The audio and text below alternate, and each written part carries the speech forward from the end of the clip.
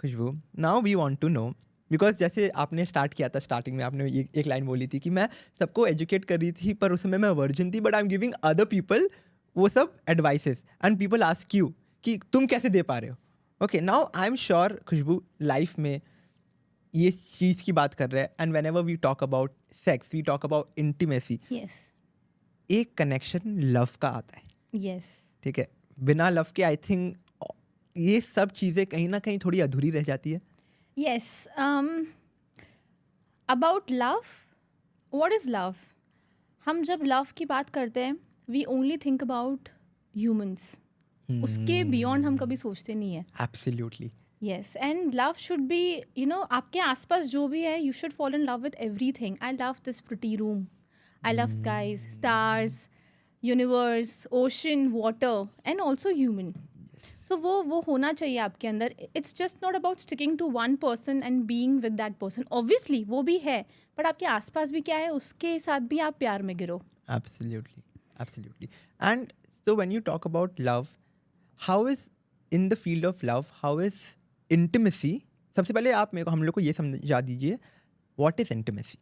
Intimacy and sex, लोग बहुत बार confuse हो जाते हैं. लोगों को लगता है कि इंटीमेसी ही सेक्स है. Correct. सेक्स एक छोटा सा पार्ट है इंटीमेसी का. इंटीमेसी में बहुत सारी दूसरी चीज़ें भी आती है. इमोशनल इंटीमेसी होती है, Right. स्पिरिचुअल इंटीमेसी होती है, इंटेलेक्चुअल इंटीमेसी होती है, एंड फिजिकल इंटीमेसी होती है. सो व्हेन आई से इमोशनल, इसका मतलब है कि मैंने अपना दिल आपके सामने बिल्कुल खोल के रख दिया है. I am trusting you, I am talking to you about my fears, triggers, you know, things I am not okay with and things that also makes me happy. When I say intellectual, तो ये होता है कि हम बात करें हमारे ideas की, विजन्स की, गोल्स की. और जब मैं स्पिरिचुअल बोलती हूँ तो कुछ लोगों के सर्टन बिलीव्स होते हैं तो वो साथ में करना चाहते हैं. That could be praying together, Wow. that could be meditating together, Beautiful. or going to spiritual retreats together. And physical intimacy is now another thing. Physical intimacy का मतलब सेक्स हो सकता है पर ज़रूरी नहीं है. It could be cuddling, holding hands, Holding hands. या kissing, just a Correct. peck kiss. Correct. ये सारी चीज़ें उसमें आती है. और फिर eventually intimacy and non-sexual intimacy and sexual intimacy फिर उसमें आता है. Got it. So जिसके भी दिमाग में था कि intimacy and sex सेम चीज़ होती है, वो नहीं है. नहीं, वो उसका पार्ट है. Part पर है. उसमें बाकी चीज़ें भी आती है. आई मीन इमेजिन मैं काम कर रही हूँ और मैं थक गई हूँ और मेरा पार्टनर मुझे कॉफ़ी बना के दे दे. That's a part of intimacy for me. Right. Absolutely. Yes. Absolutely. Now what you're talking about. Now, how important is intimacy as well as sex in a relationship? It's very important. Intimacy के बिना buildup होगा ही नहीं. मतलब अगर मैं sex की बात करती हूँ, एक अच्छा सेक्स कब होगा या लोग एक दूसरे के साथ ट्रस्ट करके सेक्स कब कर पाएंगे? जब आपकी इंटीमेसी स्ट्रॉन्ग है. Absolutely. And intimacy doesn't happen in the bedroom, it happens outside the bedroom. उसके इफ़ेक्ट्स फिर बेडरूम में दिखते हैं लेटर.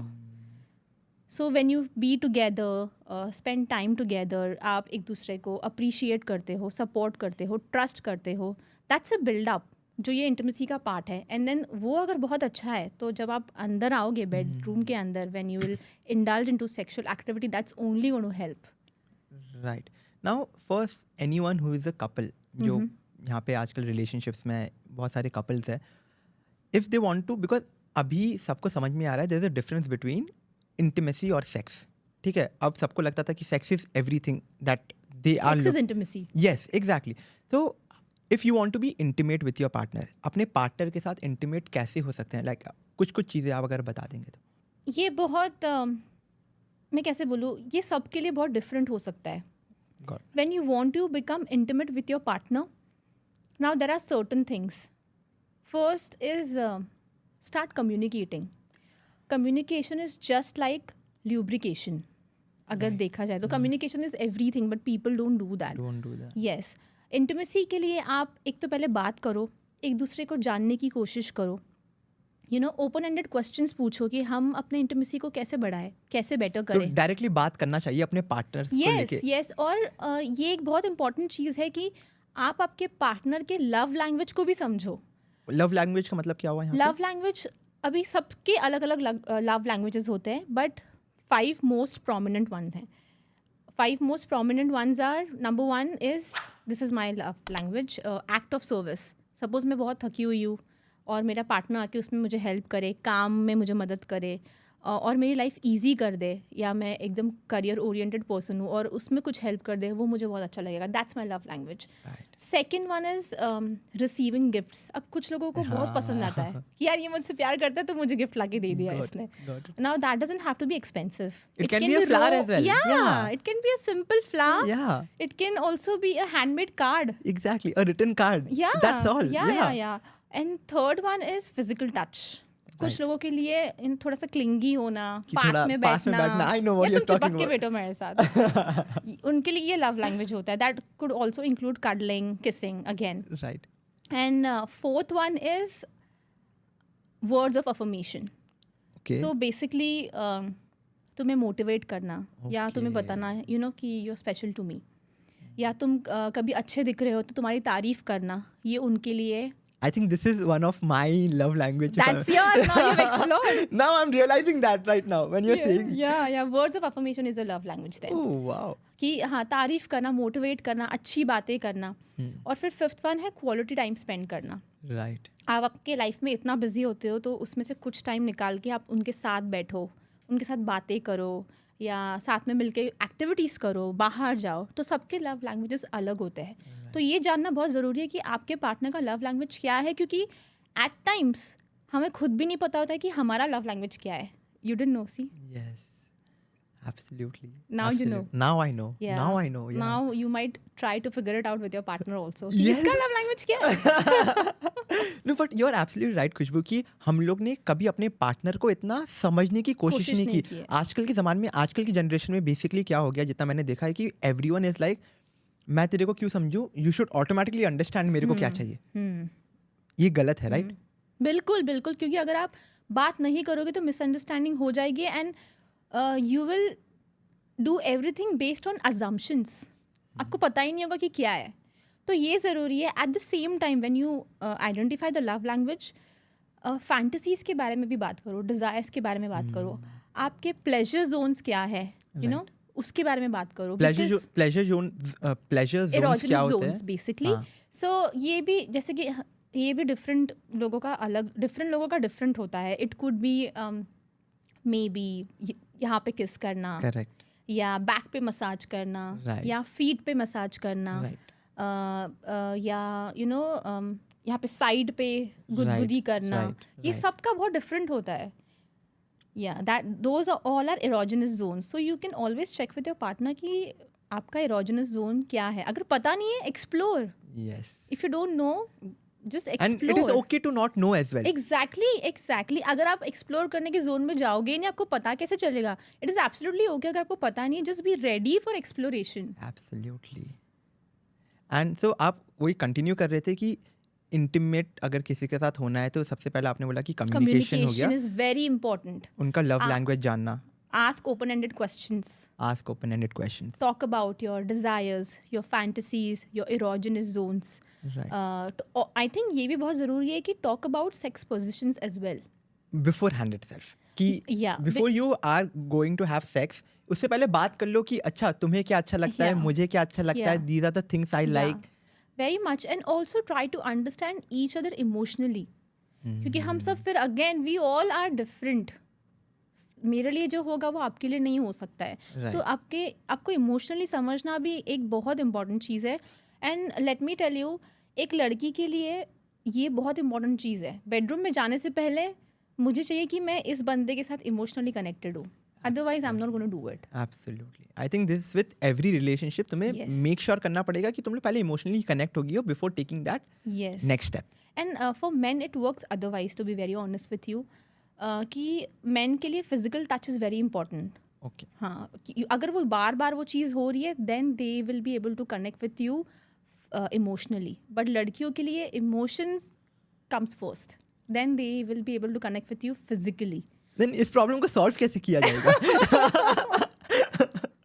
आई थिंक फर्स्ट थिंग फर्स्ट है कि you get to know each other, और बिल्कुल फिजिकली इंडल्ज होने से पहले छोटे छोटे एक्ट्स करो यार, you know, be together, be little Right. टची, clingy, hold hands, Right. या be romantic, but not in a way Warren you start becoming sexual immediately. Take some Absolutely. time. Right. Take some good time. Do not rush into it, because आप जितना उसके अंदर जल्दी घुसोगे वो बिल्कुल intense रहने वाला है, but it won't be long lasting. Absolutely. So take time. So to all the partners जो भी ये देख रहे हैं, प्लीज सेक्स से पहले एक इंटीमेसी बिल्ड करो yes, outside the bedroom. Outside the bedroom. Talk to them. Okay, ये नहीं कि बेडरूम से पहले just because you want to have sex that is your end goal you start with those intimate talks just to lead it to sex. Don't do that. पहले बाहर बात करो, try to understand your partner and then you accordingly take the next step. Yes. Right. Now बहुत सारे जनों को bedrooms में problem आती है. ठीक है. नाउ इट कुड बी, सबसे पहले फर्स्ट टाइमर्स, उनसे स्टार्ट करते हैं कि Right. First timers when they are, if both the people are first timers, how do they be in that situation, क्योंकि दोनों को नॉलेज नहीं है. Okay. So this is for first timers and everyone. Sex is not perfect. It's messy and it's awkward. You know, आप कुछ ऐसी चीज़ें करोगे कि आपको हंसी भी आएगी कि हम क्या कर रहे हैं. You know, और हम जो ये मूवी में देखते हैं ना, हमें लगता है कि यार ऐसा ही होना चाहिए, यही एक सही तरीका है टू डू सेक्स और you know to be romantic. पर ऐसा नहीं है. फर्स्ट टाइम आपका और भी ऑकवर्ड होगा, और भी आपको स्टूपिड फील होगा, and that's okay, because you are only going to be good in sex with practice. Without practice आप नहीं, ओवरनाइट तो आप बिल्कुल भी नहीं सोच सकते कि मैं तो अब तो बहुत ही सही हो गया हूँ, अब तो मैं मस्त सब करने वाला हूँ. That is not gonna happen. Practice.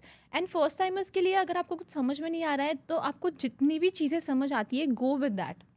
Go with the flow. Be easy on each other and be slow, and eventually when you practice more, आपको समझ में आ जाएगा अब कैसे करना है और क्या कुछ नहीं करना है.